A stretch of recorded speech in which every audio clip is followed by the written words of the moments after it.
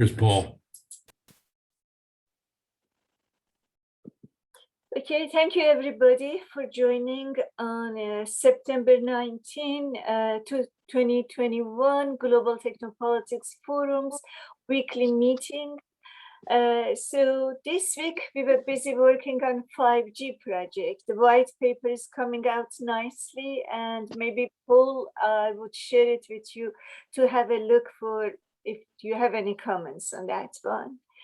So this week, let's start with Jennifer. Jennifer, would you like to talk about your paper? Sure. So I was looking at, the motivation behind China's tech crackdown and kind of why that might be. And I was looking at, several articles that were discussing what the motivating factor would be. And it found like there are several theories, one being that the Chinese Communist Party is being threatened by the size and influence of private tech firms and the people who sit at the top of them. And that's why they're cracking down, or that these regulations are a response to huge Chinese tech companies IPOing in the United States, and kind of meant as like the government trying to remind these large companies, who they have allegiance to, or the government is trying to size down internet companies to redirect the money that's circulating there to drive higher priority tech like semiconductors and biotech and artificial intelligence. But a lot of what I looked at said that really what the motivating factor is that they're just trying to clean up the tech industry because it's too big to fail. And having that amount of money inside of one industry scares the Chinese government because they don't want to get into a situation like US banking institutions where the Chinese government has to spend billions bailing out these private firms in order to keep the economy afloat. And on top of that, the Chinese Communist Party has a historical mistrust in the internet because of its inability to have total control over the content that exists online. And I just did a lot of research into how large the Chinese tech sector has become. The digital economy is almost 40% of the Chinese GDP in the past year, while only like 9% of the US in 2019. For context, and like 80% of payments in China over the past year have been made via mobile apps, and all these mobile apps are obviously privately held. So that lack of control over a huge majority of the Chinese economy, just causes a lot of distrust and like instability inside the Chinese government, and that's why this crackdown is happening. With that too big to fail concept looming over them. So it doesn't seem like this crackdown is going to slow down in any way, shape, or form. They're cracking down on tech, social media, things like celebrity culture, and kind of just like a pushback against all of these like frenzied allegiances to things outside of what the Chinese government deems to be appropriate. Li Guangmin, an author on the Nationalist Party, said this is meant to be a sort of return to original intentions of the Chinese Communist Party. That's all part of this 5-year plan for tighter regulations, a document that was released. And you can kind of see how they're trying to go back to how the party started when it was founded. There was a lot of mentions of Chairman Mao with the 100th anniversary of the Chinese Communist Party happening. And it's all this like large 5-point plan or a 10-point plan with a 5-year goal going through 2025 for laws to strengthen what they deem to be important fields like science, tech, culture, and education. And overall, what I got the sense of this week was that this crackdown is happening because the tech sector is too large and too out of the reach of total control of the government. So the only way for them to feel like they do have a full, reign over the economy is to start at the biggest part, which is tech. Really, really interesting. I thought the numbers were quite stunning. Yeah. So any more research you need to be done, Greg, on that area? Maybe number of users and those sorts of data would be good to have. It would be good, yeah. Yeah. Okay. And also some sort of hardware spread around the country, which areas there is more activity online, which areas is less, some sort of understanding that when they talk about control and people, which people and where. I think that would be interesting to add to the actual body of the research we're doing. Any comments, Greg? Yeah, there seems to be a fair amount of, yeah, I think that's right. There seems to be a fair amount of sort of preemptive censorship. People know that if they have a VPN, that's a danger signal if they join a VPN. So it'd be interesting to know a little bit more about how for a sort of ordinary user, how the restrictions really apply. Yeah, and I think I was also thinking to look at it in terms of like age brackets, because I do feel like a lot of these new regulations are aimed more so at people under 30, whatever that the data might say, just because a lot of crackdown on social media culture and fandoms and celebrities and video games and those kinds of things. Mm-hmm. That would be interesting. Yeah. Paul, any comments? Well, no, I mean, I just always, once again, think about if we talk about the tech sector, it seems like there's a fair bit of the tech sector that is state run. So how does that fit into thinking about, the government stance on the tech sector? I mean, I can think of 3 significant, rather large tech companies I would consider that are fully under government control, like China Mobile, China Telecom, and Unicom, right? And their market value is at least as large, if not larger, than the companies that seem to be in the government's headlights at the moment. So, it's sort of interesting to me that we're talking about tech being, in the focus, but there's a huge part of the tech sector that doesn't seem to be at issue at all, and yet it seems to have some similar characteristics. And the other thing is, as far as the government's stance on control and what these companies, like if we think about a Tencent or an Alibaba, seems like the government has fiat and control enough to ask these companies to turn over their data. I mean, that should give them enough, control, I would think, that they need to do what they've been talking about. So why, there seems to be a lot of, political issues, I think, involved, and maybe even personal issues. But some of the issues that I think we're raising here, there seem to be fairly clear, steps that the government could take, which wouldn't require such a high-profile campaign. Interesting. Interesting point. I think also is about governing these organizations, like the requirement that to have a member of the government in their board is an issue of governing rather than just handing over the data. That's part of it. But I think I take your point that propaganda must have a reason. I think maybe they want to also communicate to people that we are in your side and we are cracking down on big companies. Yeah, I think a lot of the issue too with like non-state-run tech companies is that they are so intrinsically linked with the US in terms of like a lot of them are trying to IPO in the US and a lot of them have a ton of users in the United States and thus are opening themselves up to regulators outside of China. So I feel like Chinese government officials want to almost preemptively crack down domestically so that way international regulating bodies don't have the opportunity to kind of flex like, oh, these are massive companies that are fully under our control. And as well as the fact like, yeah, handing over data is a step, but that doesn't eliminate the problem that you have these massive billionaires being made out of tech companies, and that amount of money comes with influence. And it's almost like the Chinese government would rather not have private citizens with that much money and power that exists. Puran, any comments? I have 2 quick things for you to say. The one is that it'll be from the point of view of a deeper research, it'll be a good idea to figure out how much of money have the stocks of these tech companies lost over last 2 or 3 months, because there's a lot of money going down the drain and nobody's really trying to put the finger on the total quantum of the money lost on account of this Chinese, control kind of a thing which it is trying to sort of impose on the tech companies. The second thing which I'm hearing, Pari, after talking to some people in the tech sector in India, is the Chinese are doing it under a plan.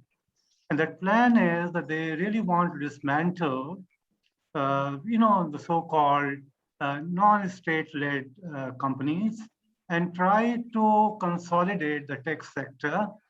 And after that, try and spread all their sovereign bonds that they have bought in US, bought elsewhere around the world, in a way that those things become absolutely invisible from the point of view of anybody to be able to lay any significant, overall,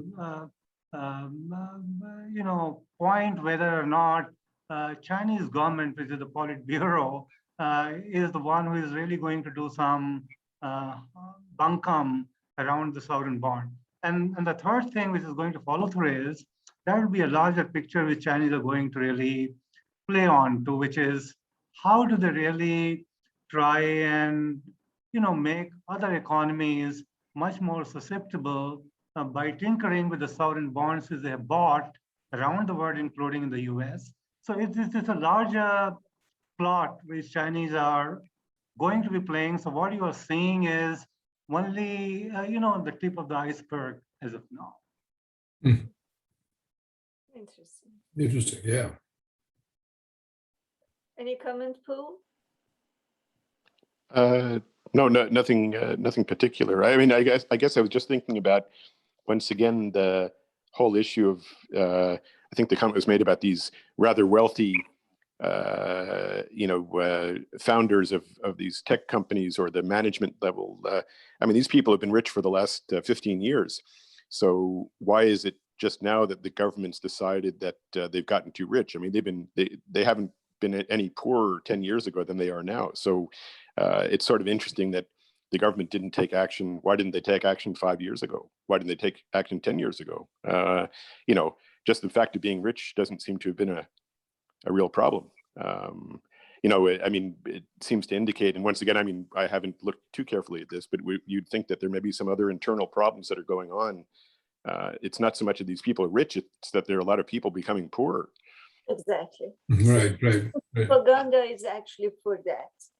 I mean, that to Greg's point, or Greg, you were talking about indicators you were looking at to see anything that might give us some inkling of where China is going that might not have been picked up elsewhere. I mean, I wonder if there's anything behind the focus on the rich people. It's the focus on the poor people and what's happening to them, and that the distance between the rich and the poor is because their conditions are getting worse. I'm just speculating, but I wonder if that's part of the equation. That's something to look at for sure. I think that's right. We know that growth is going to slow, has slowed, will continue to slow.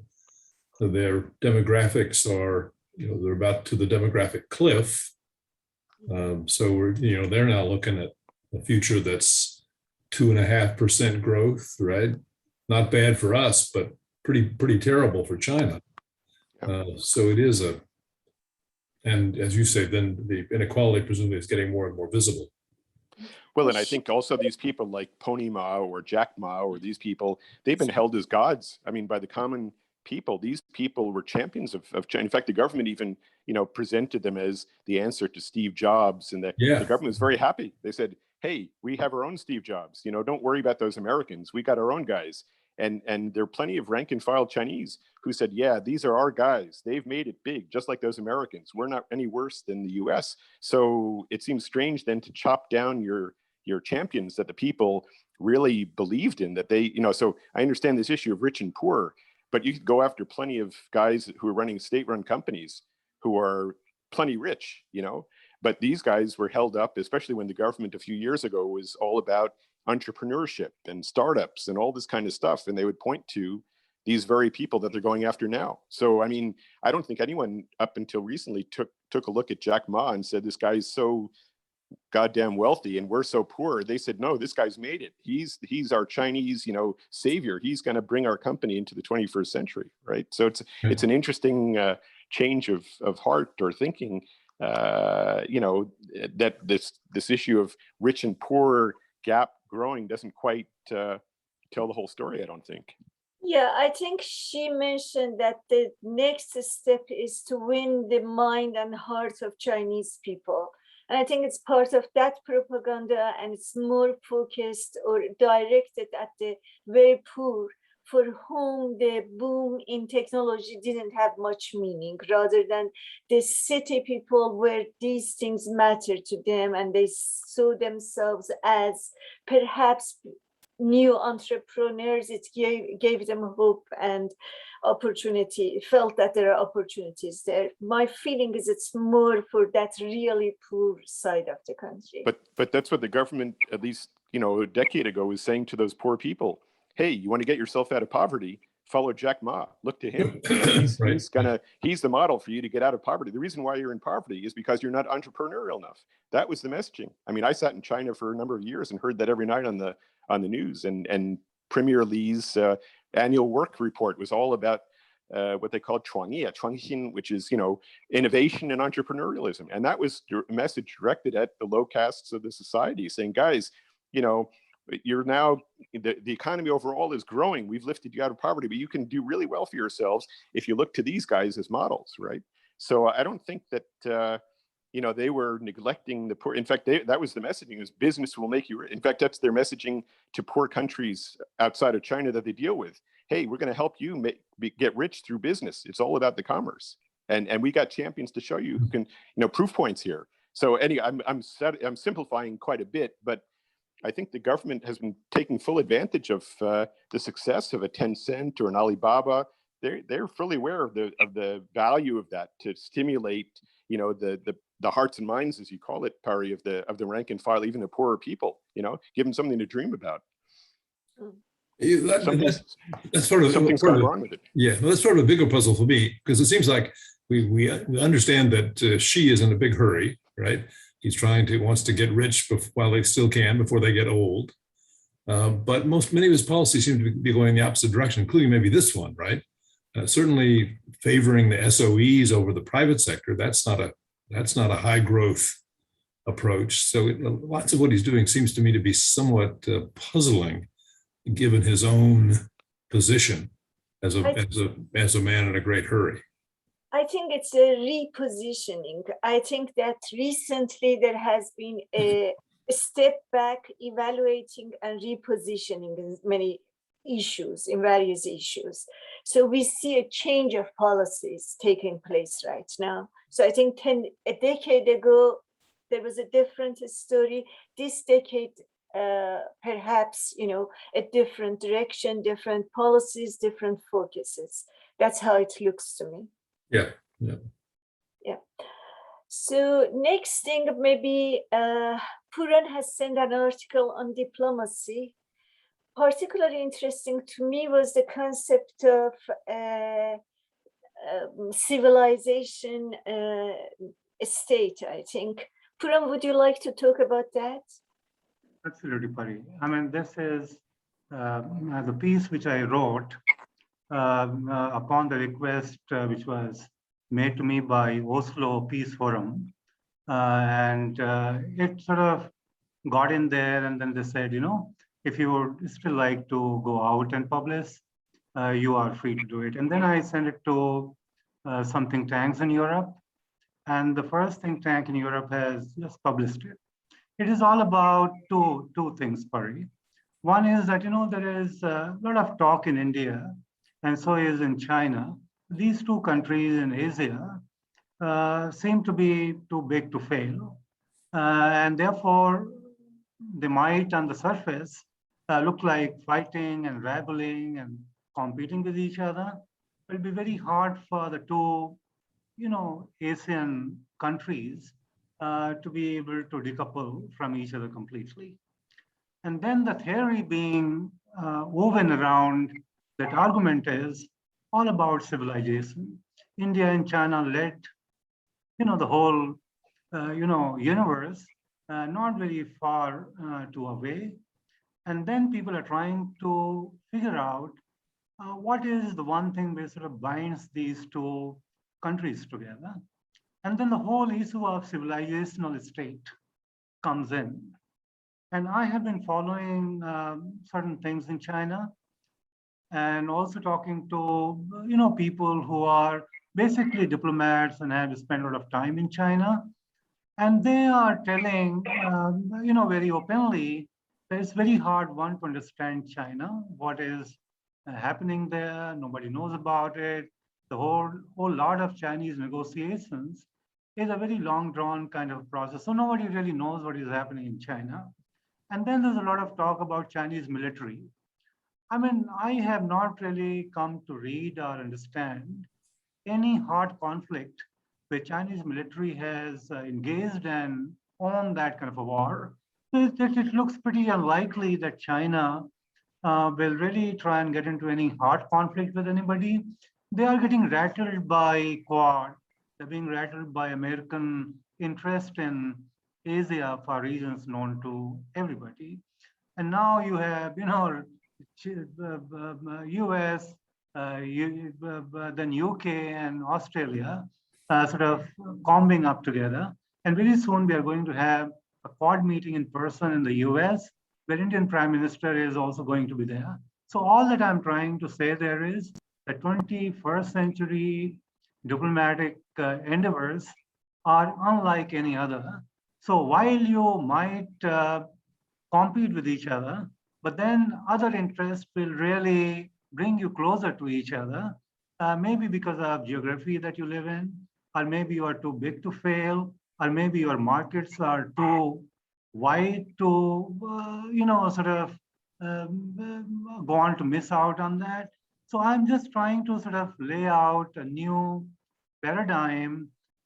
This is playing, around when it comes to relationship bilateral and not really trilateral or, multilateral between India and China. And then I'm also trying to say there is that now Europe is developing a new policy framework about Asia. And quite a few countries in Europe, I mean, France, they have got pretty unhappy. But I tell you, Pari, one thing. I have seen French people sitting on the fence over Chinese. So Americans and, Australians and the UK said, transatlantic is fine, but we also need to really look at our alliance in a way so that, let's see where the French are really going to pan out. So French and Germans are sitting over the fence over Chinese. They're not really coming out, in the open. So they are talking to Chinese, they're talking to Americans, they're talking to Indians, and it has been done under some kind of plan. So we have to see where does Europe really fall into this new Quad, which is sort of moving along, and will really want to get more and more strengthened as we really, go ahead into the times.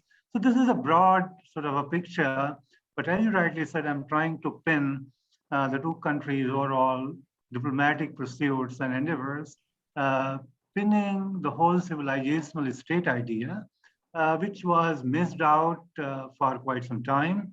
But this is now again getting into the wider, consultations. Even when Chinese and Indians are talking about border de-escalation, they're trying to play around each other's emotions, which is getting pinned onto, civilizational state, and we have been too close to each other, etc., etc. And then the trade figures also show that even while tension between India and China was on the peak, the trade numbers have been going up, and they have been better during these last 2 years than what they have been between India and US, or maybe China and any other country altogether. So this is what I'm trying to sort of paint and trying to say that, it'll be,